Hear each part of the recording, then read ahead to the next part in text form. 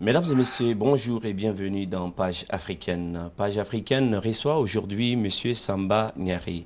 Il est écrivain, éditeur, enseignant, il est auteur d'une dizaine de pièces de théâtre au Mali. Monsieur Niari, bonjour et bienvenue dans Page Africaine. Bonjour, Monsieur Sissoko. Avec Samba Niari, aujourd'hui, nous allons à la découverte des pages africaines de cet ouvrage. Un ouvrage intitulé « Pourquoi il ne neige pas ici ?» Pourquoi il ne neige pas ici? C'est tout simplement une problématique que l'auteur, n'est-ce pas, lance dans son propre monde où il va tout simplement faire sortir des idées que nous invitons nos téléspectateurs à tirer profit, n'est-ce pas, de cela. Monsieur Samba Niari, est-ce que vous pouvez nous expliquer un tout petit peu la genèse, n'est-ce pas, de cette écriture? Pourquoi il ne neige pas ici? Quand on sait que nous sommes dans une Afrique de l'Ouest tropicale, un titre qui nous envoie quand même dans un monde dont vous seul en êtes le chef. Dites-nous un peu pourquoi il ne neige pas ici. C'est de la littérature, on joue avec les mots, c'est une image, tout simplement une image. On pourrait même s'attendre à avoir à la fin du titre un petit point d'interrogation, mais l'ouvrage en lui-même a fait l'économie de ce point d'interrogation pour le transporter et le placer à l'intérieur des textes. Le point d'interrogation est constitué uniquement des textes qui sont à l'intérieur du faux roman. C'est un roman, mais c'est à la fois un projet. Alors, vous parliez tantôt de la genèse. C'est simple, hein?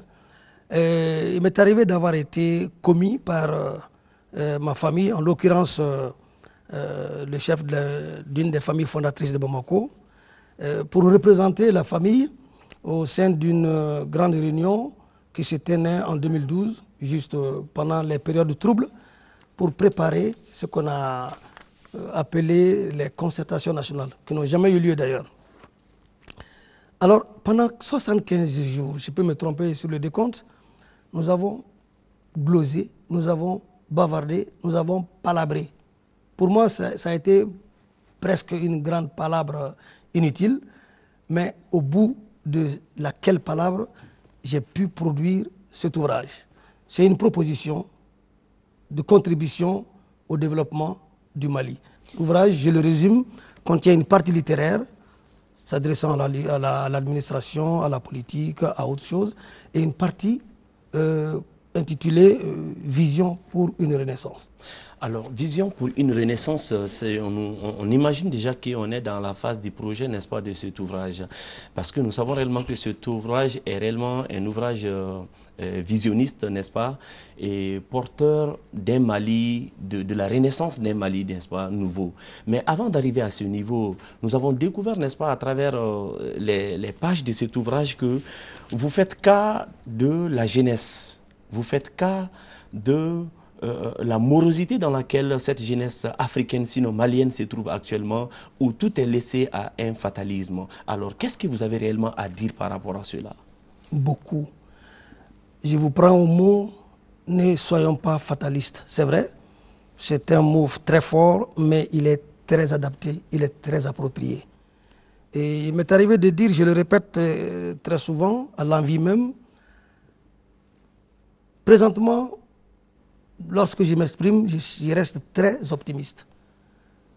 Et je me suis dit que j'ai dépassé l'âge d'être pessimiste. Nous sommes dans un environnement serré, un environnement austère.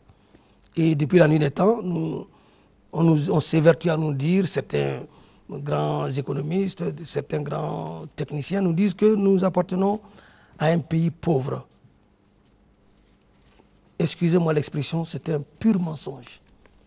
On ne peut pas avoir un don de Dieu si grand, 1 249 500 km², et j'ajoute, comme on le dit en Bambara, et Murumuru, et être pauvre. C'est faux. C'est faux, parce que nous sommes le 24e pays sur 250. En termes de superficie. En termes de superficie. On ne peut pas jouir de cet espace et être pauvre. Un. Deuxièmement, cette jeunesse qui est là, est désemparée parce qu'elle est, je dirais qu'elle est peut-être sujette à plusieurs facteurs que je ne maîtrise pas, mais dont je peux parler. Sujette à un manque d'éducation de qualité, sujette à des aléas dans lesquels leurs parents, ou plutôt ses parents, il s'agit de la jeunesse est sujette à des effets de boomerang dont les parents sont également victimes. Il y a donc une espèce de melting pot négatif qui réjaillit sur la jeunesse. Revenant également à l'idée de projet, nous avons dit que ce n'est qu'une idée de projet qui peut être bien développée, entre autres choses, et être proposée à ceux qui veulent bien s'y mettre. Nous y parlons de l'élevage du dromadaire, que nous avons considéré et que nous considérons jusqu'à présent comme une espèce de cheval, et de l'élevage de l'autruche, que beaucoup de gens n'ont jamais vu, ni à l'état sauvage, ni à l'état domestique. La jeunesse, en revenant encore à ce questionnement, la jeunesse doit quand même être en mesure de réfléchir aussi par elle-même. Les adultes ne peuvent pas tout savoir. C'est vrai, parce que les adultes ne sont pas là où se trouvent les jeunes aujourd'hui, oui, et vice-versa. Et s'il n'y a pas de dialogue entre les générations, il y aura forcément une espèce de rupture. Et qui dit rupture dit forcément dislocation progressive de la société. Lorsqu'on bénéficie d'être inscrit à l'école jusqu'à un certain niveau, on devrait avoir la faculté de réfléchir. Mais si cette faculté n'est pas soutenue par l'apport d'adultes qui a le bénéfice de, comment on appelle ça, le bénéfice de la pratique de la vie, il y a de fortes chances que ce que la jeunesse a appris va s'étioler et finalement on assiste à quoi? À ce qu'on appelle aujourd'hui le départ vers l'autre, vers l'inconnu, okay, entre autres. Et surtout, en parcourant, n'est-ce pas, votre livre, sinon nous savons réellement que ce roman se démarque carrément d'un classicisme reconnu par rapport à l'écriture, tant bien entendu par rapport à d'autres romans que les gens ont l'habitude de lire. Donc, vous dites dans cette partie, les terres de l'Office du Niger font, hélas, l'objet de convoitises souvent sordides pendant que notre jeunesse, l'autre bien le plus précieux après la terre, s'engonce d'année en année dans ce qu'il est malheureusement convenu d'appeler le manque d'emploi, ce trou noir. Alors, vous pensez que, n'est-ce pas, ce trou noir, j'aimerais réellement que vous nous expliquiez un peu ce trou noir. Parce que vous continuez dans ce roman et vous parlez, n'est-ce pas, d'une anecdote par rapport à un jeune sortant, n'est-ce pas, d'université, qui est chauffeur de Sotrama et qui s'est dit sans emploi. Donc, est-ce que vous pouvez nous expliquer un tout petit peu ce paradoxe? C'est vrai, les gens, quand ils sortent d'une école, quand ils ont un diplôme, même quand ils ne sortent pas d'une grande école ou autre chose, on a une fâcheuse tendance qui consiste à se faire prendre en charge, soit par l'État à travers la fonction publique, soit par d'autres à travers le privé. Bon, les deux choix ont leur valeur. Mais ce dont il est question ici, relativement à l'Office du Niger, nous ne pouvons pas avoir 1 million d'hectares exploitables et être encore pauvres. Nous avons de l'eau. Il n'y a jamais eu de sécheresse à ce niveau-là. Nous avons suggéré, ce n'était qu'une idée, nous avons suggéré dans la première vision, le premier volet de la vision, nous avons suggéré la délocalisation de l'hyper de Katibougou. Mais quand nous avons approché Madame la Première Dame, elle a eu un éclairage auquel nous ne nous attendions pas. Elle a suggéré plutôt la démultiplication de l'hyper à travers les régions du Mali selon les spécificités géographiques de chacune de ces régions. Ce qui est une remarque très appréciable. Nous voulions tout simplement éviter que l'étouffement auquel nous assistons aujourd'hui, l'étouffement du Mali à travers Bamako, il faut le reconnaître, Bamako étouffe le Mali. C'est un phénomène connu dans toutes les capitales mondiales. On a tendance aujourd'hui à tout ramener à Bamako, une espèce de nombrilisme qui pourrait nous être fatal. Nous souhaiterions qu'il y ait une délocalisation. C'est une politique inscrite en bonne place dans certains programmes de nos dirigeants. Nous aimerions quand même assister à un début d'exécution. Ça, c'est fait. Je pense que ce n'est pas pour vous couper la parole, mais je pense déjà que la volonté politique vous dévance dans ça, dans la mesure où on prend déjà à travers l'accord, la signature de l'accord déjà, la régionalisation, donc la décentralisation poussée. Je pense qu'à partir de là, la déconcentration, tout ceci quand même sera actif bientôt. Mais bien sûr, la décentralisation n'est pas qu'inscrite dans l'accord d'Alger, dans l'accord de paix issu du processus d'Alger. C'est, je dirais même, excusez-moi l'expression, c'est une vieille rengaine. C'est plutôt une volonté politique qui va faire que ce papier excellent, à mon avis, ça n'engage que moi, pourra préfigurer le Mali nouveau. Revenons au cas de l'IPR. Je me suis posé la question suivante. Comment on peut continuer aujourd'hui à observer à Bamako 115 000 étudiants au niveau de l'ensemble de nos facultés? Je pense franchement qu'il est temps de mettre fin à ça. Et j'ai vu dans un certain programme, notamment celui de l'actuel président de la République, une volonté d'aller dans le sens de la déconcentration. C'est seule cette déconcentration qui pourrait faire que les richesses vont naître ailleurs. Tout est à Bamako. J'ai dit au chauffeur de taxi qui m'a transporté pour ici, il n'a pas la faculté, la possibilité d'avoir de l'argent, en tout cas la recette qui lui est imposée, d'avoir cela en dehors de Bamako. Et l'ouvrier qui traversait la rue quand je lui disais ça, c'était quelqu'un qui avait un pouce-pouce entre les mains. Ce monsieur ne peut pas avoir les 300 francs CFA en dehors de Bamako. J'ai dit que la capitale, Bamako, aujourd'hui, a un double devoir. Le premier devoir, c'est de lâcher de l'Est vers les autres régions. Le second devoir, c'est d'assurer l'application de ce lâcher de l'Est. Et c'est pourquoi les terres de l'Office du Niger sont une manne qu'on ne trouve pas partout.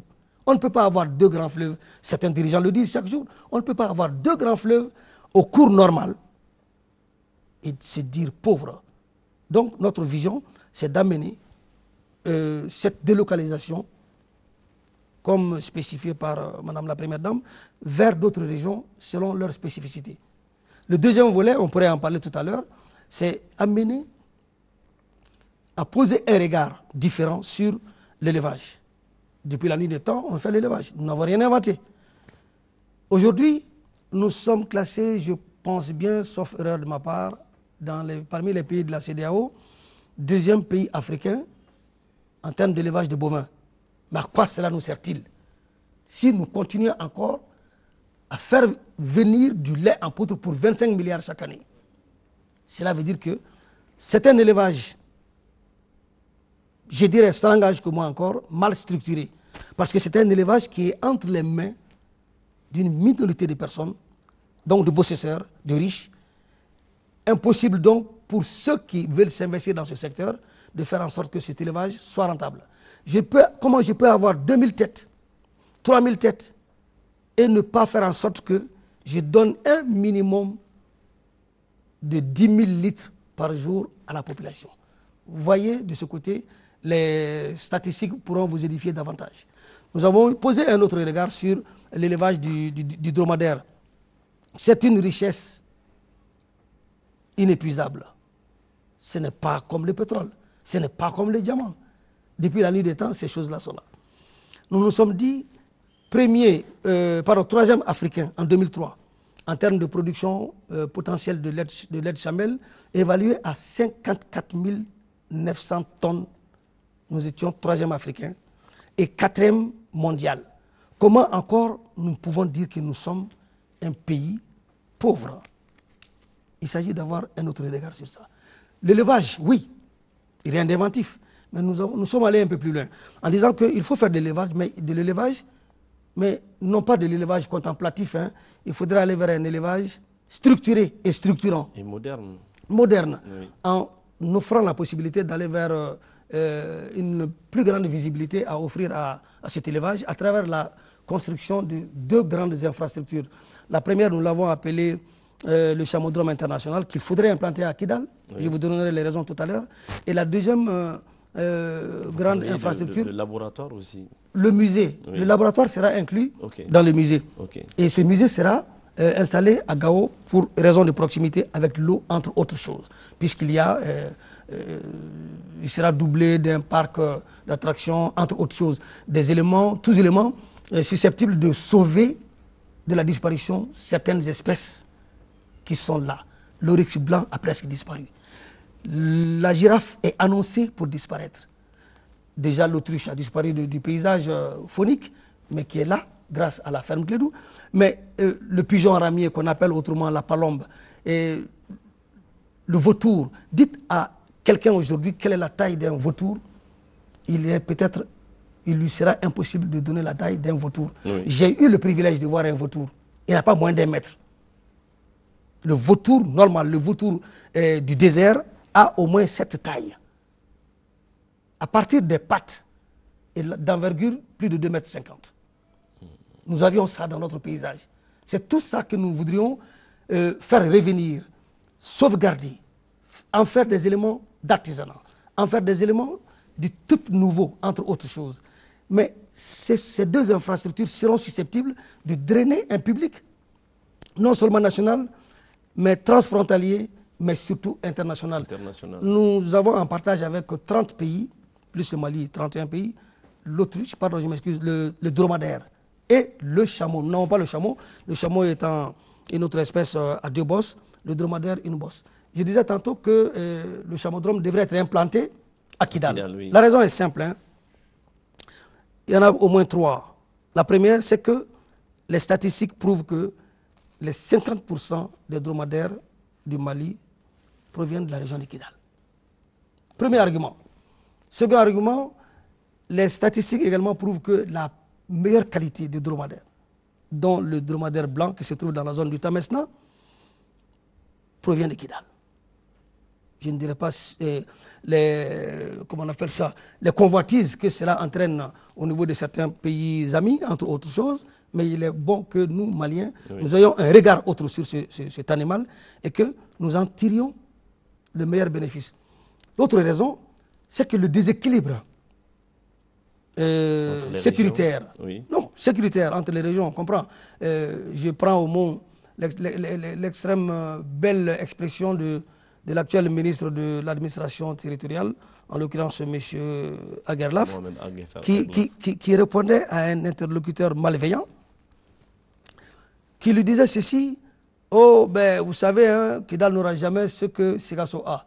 Il a répondu: Sikasso aussi n'aura jamais ce que Kidal a. C'est une intercomplémentarité qu'il faudrait créer dans ce pays-là. Oui.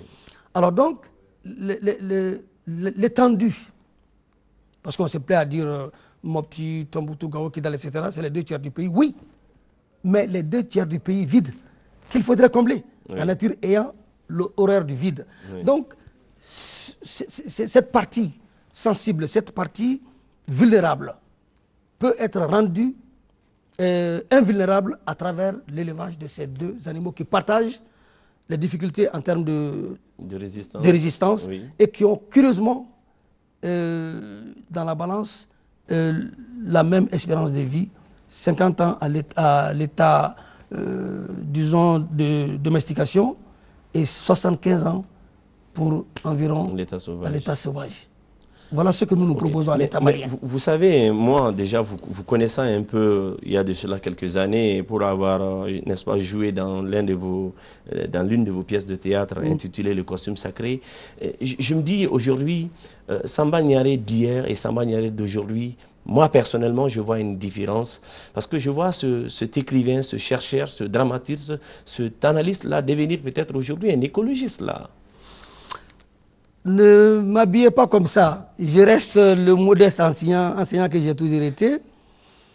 Mais là où je vous donne entièrement raison, tout homme sensé devrait suivre cette phrase de Émile Chartier appelée Alain. Il faut refaire le monde à chaque aube. Je ne suis pas celui que j'étais hier. Et probablement, je demande à Dieu de ne pas être de ne pas être demain ce que je suis aujourd'hui. Ou alors on va être statique.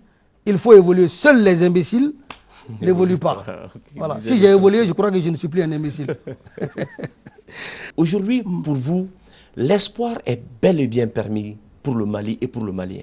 Tout à fait. Non seulement pour le Mali, mais pour la sous-région, je dirais aussi le monde. Si le Mali est déséquilibré, la sous-région le sera. Et si la sous-région est déséquilibrée, c'est le monde. Nous sommes dans la même coquille. La jeunesse a pour elle l'ignorance, a pour elle sa jeunesse, donc elle ne sait pas. Mais nous qui avons appris au moins, tant soit peu, une infime quantité de connaissances. Si nous ne partageons pas cela avec la jeunesse, je le dirais en Bamanankan, Ankara, Alama, Wallanyumandombalié. Et ça, il faudrait éviter ça. Moi, j'ai, grâce à Dieu, presque 70 ans aujourd'hui. Je ne peux pas me permettre de garder le peu que je sais sans le transmettre. C'est étatique, ce projet. Nous ne pouvons pas le faire, nous n'avons pas les moyens de le faire. Mais nous avons les moyens pratiquement intellectuels de procurer des idées, de pousser en avant. Son envergure fait que ça ne peut être exécuté par aucun département seul.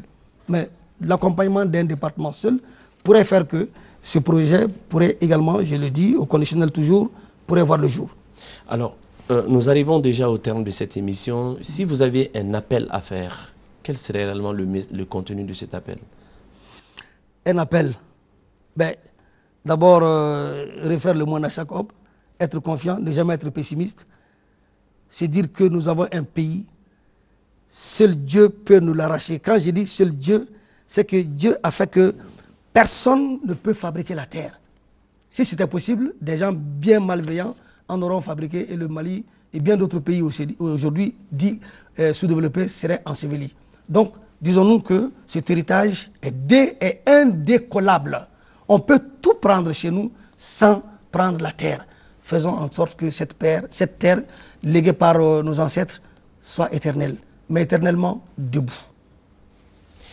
Alors, voilà qui est bien dit, chers téléspectateurs d'Africa Télévision. Nous arrivons déjà au terme de cette émission. Notre invité était M. Samba Niaré, qui est un dramaturge et qui vient tout simplement de faire sortir ce roman, un chef-d'œuvre intitulé « Pourquoi il ne neige pas ici ». Amis et fidèles téléspectateurs, merci d'avoir suivi cette émission. À la prochaine.